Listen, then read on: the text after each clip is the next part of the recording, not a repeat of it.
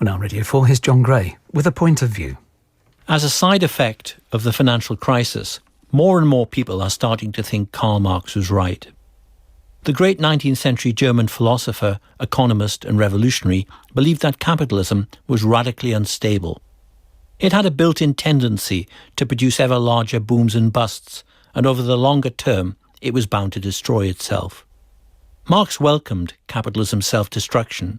He was confident that a popular revolution would occur and bring a communist system into being that would be more productive and far more humane.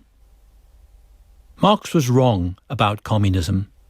Where he was prophetically right was in his grasp of the revolution of capitalism. It's not just capitalism's endemic instability that he understood, though in this regard he was far more perceptive than most economists in his day and ours. More profoundly, Marx understood how capitalism destroys its own social base, the middle-class way of life. The Marxist terminology of bourgeois and proletarian has an archaic ring. But when he argued that capitalism would plunge the middle classes into something like the precarious existence of the hard-pressed workers of his time, Marx anticipated a change in the way we live that we're only now struggling to cope with.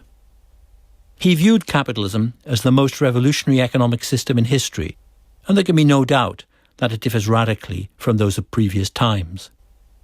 Hunter-gatherers persisted in their way of life for thousands of years, slave cultures for almost as long, and feudal societies for many centuries. In contrast, capitalism transforms everything it touches. It's not just brands that are constantly changing. Companies and industries are created and destroyed in an incessant stream of innovation, while human relationships are dissolved and reinvented in novel forms. Capitalism has been described as a process of creative destruction, and no one can deny that it's been prodigiously productive. Practically anyone who is alive in Britain today has a higher real income than they would have had if capitalism had never existed. The trouble is that among the things that have been destroyed in the process is the way of life on which capitalism in the past depended. Defenders of capitalism argue that it offers to everyone the benefits that in Marx's time were enjoyed only by the bourgeoisie, the settled middle class that owned capital and had a reasonable level of security and freedom in their lives. In 19th century capitalism, most people had nothing. They lived by selling their labour, and when markets turned down, they faced hard times. But as capitalism evolves, its defenders say, increasing numbers of people will be able to benefit from it. Fulfilling careers will no longer be the prerogative of a few. No more will people struggle from month to month to live on an insecure wage. Protected by savings, a house they own, and a decent pension, they'll be able to plan their lives without fear. With the growth of democracy and the spread of wealth, no one need be shut out from the bourgeois life. Everybody can be middle class. In fact, in Britain, the US, and many other developed countries over the past 20 or 30 years, the opposite has been happening. Job security doesn't exist. The trades and professions of the past have largely gone, and lifelong careers are barely memories. If people have any wealth, it's in their houses. But house prices don't always increase. When credit is tight, as it is now, they can be stagnant for years. A dwindling minority can count on a pension on which they could comfortably live. Not many have significant savings. More and more, people live from day to day with little idea of what the future may bring. Middle-class people used to think their lives unfolded in an orderly progression. But it's no longer possible to look at life as a succession of stages in which each is a step up from the last. In the process of creative destruction, the ladder has been kicked away, and for increasing numbers of people, a middle-class existence is no longer even an aspiration. As capitalism has advanced, it's returned most people to a new version of the precarious existence of Marx's proles. Our incomes are far higher, and in some degree we're cushioned against shocks by what remains of the post-war welfare state. But we've very little effective control over the course of our lives, and the uncertainty in which we must live is being worsened by policies devised to deal with the financial crisis. Zero interest rates alongside rising prices means you're getting a negative return on your money, and over time, your capital is being eroded. The situation of many younger people is even worse. In order to acquire the skills you need, you'll have to go into debt.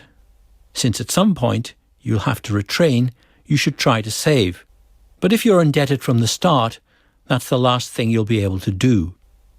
Whatever their age, the prospect facing most people today is a lifetime of insecurity. At the same time as it has stripped people of the security of bourgeois life, capitalism has made the type of person who lived the bourgeois life obsolete.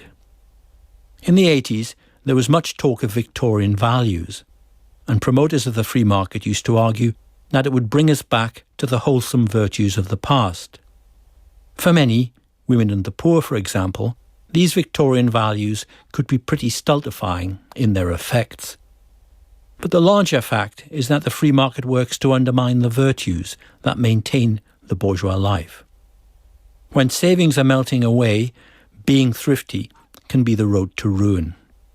It's the person who borrows heavily and isn't afraid to declare bankruptcy that survives and goes on to prosper.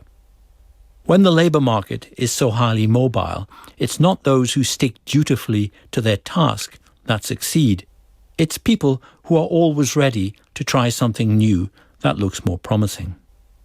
In a society that's being continuously transformed by market forces, traditional values are dysfunctional, and anyone who tries to live by them risks ending up on the scrap heap. Looking to a future in which the market permeates every corner of life, Marx wrote in the Communist Manifesto, "Everything that is solid melts into air."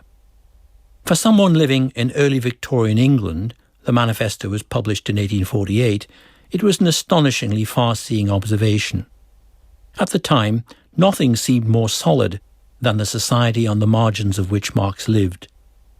A century and a half later, we find ourselves in the world he anticipated, where everyone's life is experimental and provisional, and sudden ruin can happen at any time. A tiny few have accumulated vast wealth, but even that has an evanescent, almost ghostly quality.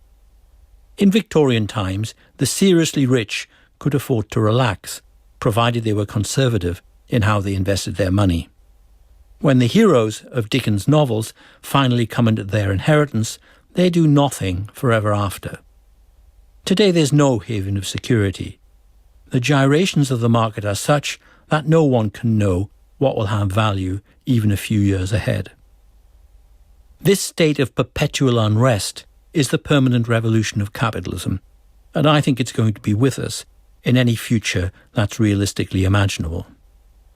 We're only part of the way through a financial crisis that will turn many more things upside down. Currencies and governments are likely to go under, along with parts of the financial system we believed had been made safe. The risks that threatened to freeze the world economy only 3 years ago haven't been dealt with. They've simply been shifted to states. Whatever politicians may tell us about the need to curb the deficit, debts on the scale that have been run up can't be repaid.